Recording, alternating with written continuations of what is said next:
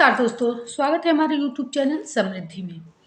दोस्तों, मैं हमेशा आप लोगों को लक्ष्मी प्राप्ति के लिए, धन प्राप्ति के लिए, कर्ज मुक्ति के लिए उपाय बताती हूँ। लेकिन बहुत सारे लोगों का ये क्वेश्चंस रहता है, ये प्रश्न रहता है कि हम उपाय तो करते हैं पर उससे हमारी बरकत नहीं हो रही, उससे फ़ायदा नहीं हो रहा है। फिर आप लोगों का भी मन खिंच जाता होगा कि मतलब कितना भी उपाय करो, या फिर कोई-कोई वही उपाय करता है और उसको फ़ायदा हो जाता है।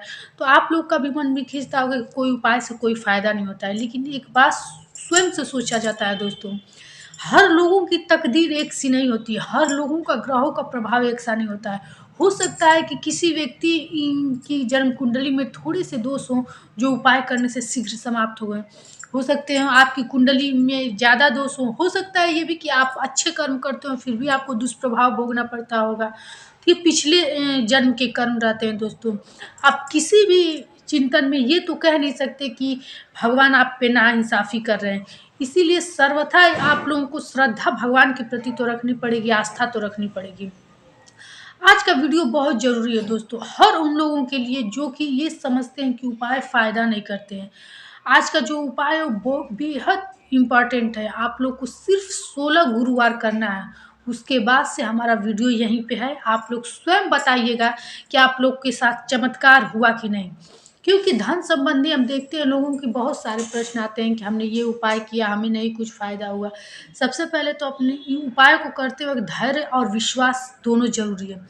हमारे शास्त्रों में कहा गया है दोस्तों कि मानो तो देव नहीं तो पत्थर। यदि आपकी आस्था जहाँ है तो आप एक पत्थर को भी भगवान मानते हैं तो उसमें भगवान आ जाएँगे। और यदि आपकी आस्था नहीं है, सबसे पहले तो आप लोग वीडियो देखते हैं, आधा-अधूरा सुन कर के स्किप कर देते हैं।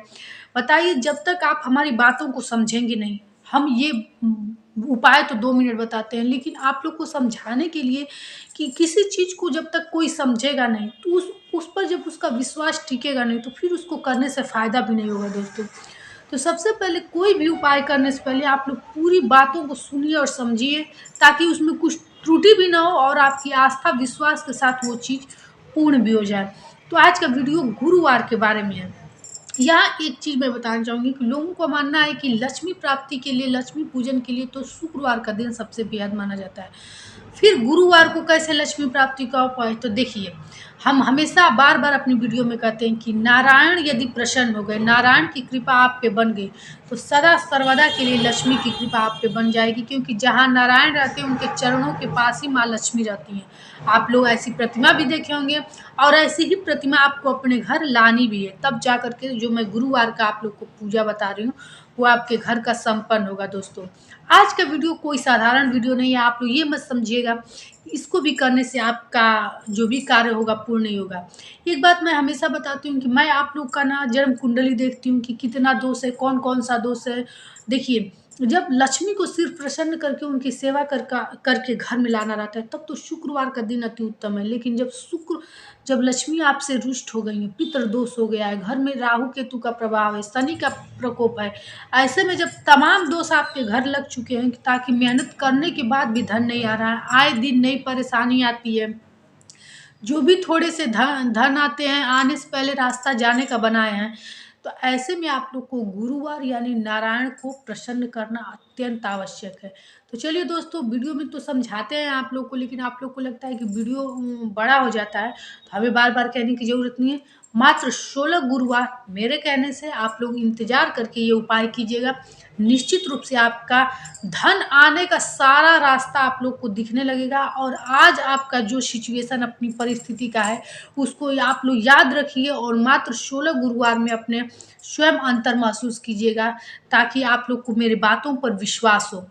और एक रिक्वेस्ट करना चाहूँगी कि यदि वीडियो अच्छी लगे तो आप लोग एक लाइक कर दिया कीजिए, क्योंकि आप लोग को इतना मैं सरल उपाय और इतनी मेहनत से शास्त्रों की जानकारी देती हूँ, तो मेरी भी ये थोड़ी-सी आस्था तो बनती है ना कि मैं सोचूँ कि आप लोग मुझे एक थोड़ा लाइक कर दीजिए।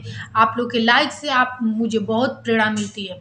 और ऐसे वीडियो देखने के लिए आप लोग चैनल को सब्सक्राइब भी कर दिया कीजिए, ताकि हमेशा की तरह आप लोगों के पास किसी वीडियो की नोटिफ़िकेशन पहुँचते रहे। सबसे पहले दोस्तों, आप लोग को किन-किन चीज़ों को अपने घर में लाना है, ये जान लीजिए कि गुरुवार को सुबह उठ कर के क्या करना है। देखिए, घर में जितने भी सदस्य होते हैं, हर लोगों का किस्मत एक तरह का नहीं होता है। किसकी किस्मत से आपके घर में धन आने लगे, ये भगवान जानते हैं। इसलिए सभी को मिल कर के ये एक कार्य करना है। बाकी आगे का जो कार्य रहेगा वो घर की गृहलक्ष्मी या पुरुष जो भी हों वो करेंगे तो आप लोग को फ़ायदा ज़रूर होगा। ज़रूर होगा मतलब मेरी इस पॉइंट को आप लोग नोट कीजिएगा कि इस वीडियो के बाद यदि आप लोग ये उपाय करने लगे तो ना का सवाल नहीं होता है, फ़र्क आपको स्वयं देखना है। सबसे पहले आप लोग को किस हल्दी से पीले चावल को पीला कर लेना है, मतलब उसको पूरा कलर कर लेना है और इसको सबके हाथ से आप लोग स्पर्श करा लीजिए, सब लोग इसको छू लें ताकि किस गुरुवार की सुबह जो भी उठेगा पहले वो जा कर के अपने छत पर किसी बगीचे में जहाँ पे कबूतर खूब ज़्यादा रहते हैं, ध्यान दीजिएगा मैं पंछियों को सारे पंछियों को नहीं कह रही, सिर्फ कबूतरों को कह रही हूँ। कबूतर कहा जाता है कि माँ लक्ष्मी का रूप होता है, जिनके घर में कबूतर बार बार आकर बैठने लगे वो समझ जाए कि लक्ष्मी की प्रसन्नता उनके ऊपर होने लगी है और शीघ्र ही उनके घर चमत्कार दिखाई देगा। इसलिए कबूतर यदि आपके घर में आकर बैठे तो उनको थोड़ा सा दाना पानी जरूर डालिए, कभी भगाया नहीं जाता है। तो यदि कबूतर जहाँ पे खूब ज़्यादा हों वहाँ ले जा कर के ये चावल हर गुरुवार को सुबह आप लोग मतलब बिखरा दीजिए। यदि छत पे आप लोगों के कबूतर आता है या आपके बालकनी में कबूतर आता है तो एक चीज़ ख्याल कीजिएगा कि राहु ग्रह खराब होते हैं यदि छत पे गंदगी रहती है तो जब ये दाना डाल लीजिए और दाना चुनकर वो चले जाए तो छत की सफाई पूरे अच्छे से कर लीजिए।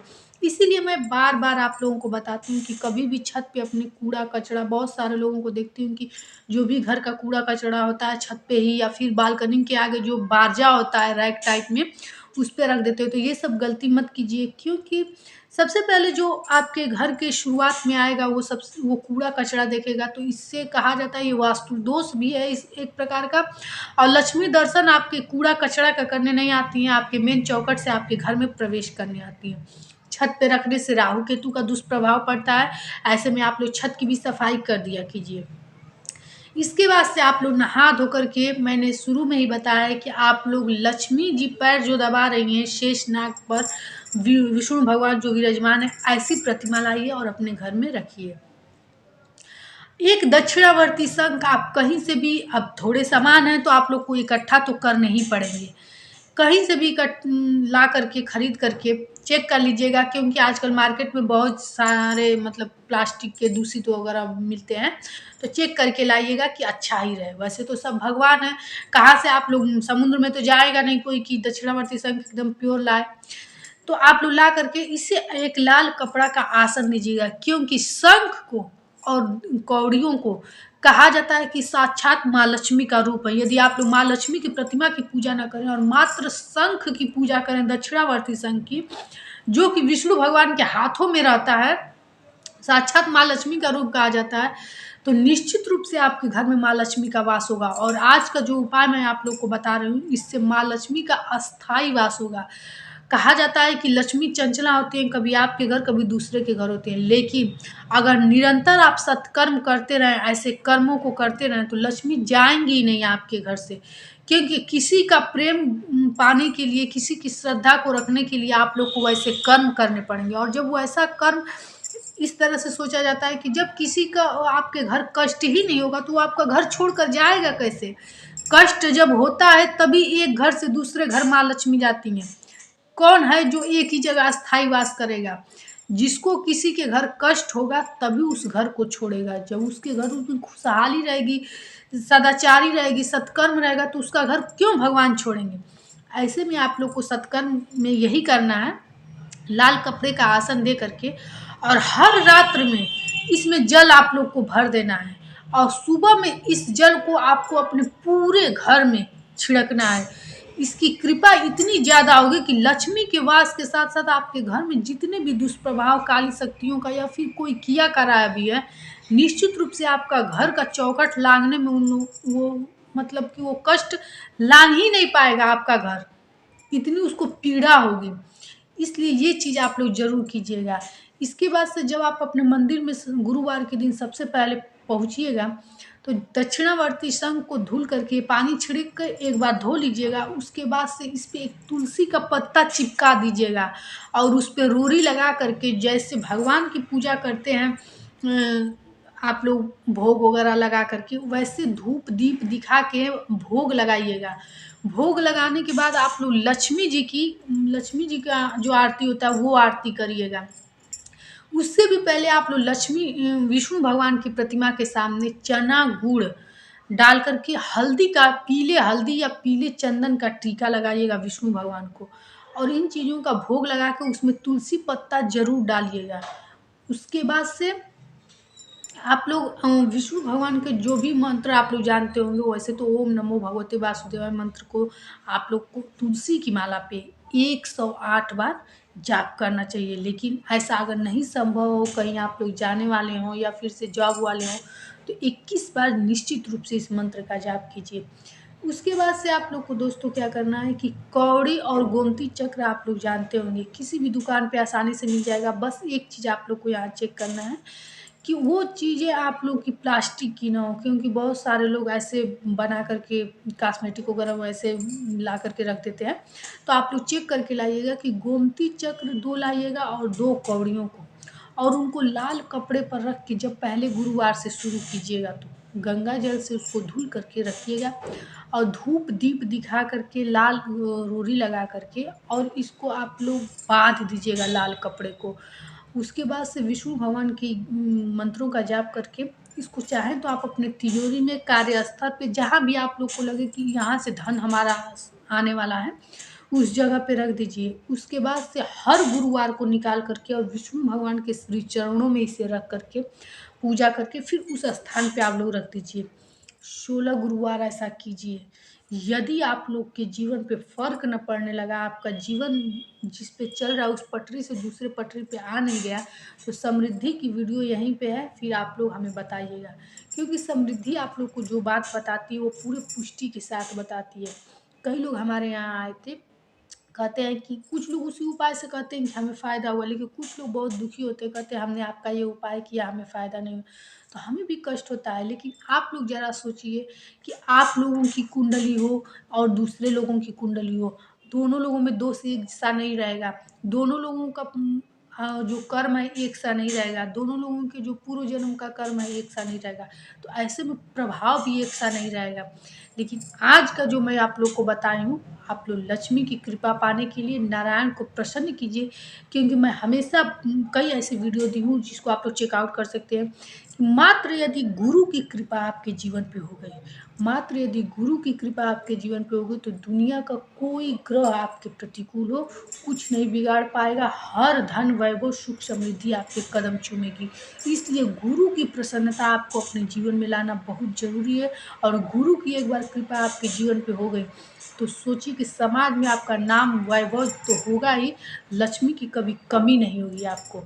तो दोस्तों वीडियो आज की कैसी लगी ये आप लोग ज़रूर बताइए लिख करके। और हाँ, यहाँ दोस्तों एक बात कहना चाहूँगी कि यदि आप लोग का कोई प्रश्न हो तो कमेंट बॉक्स में लिख करके पूछिए।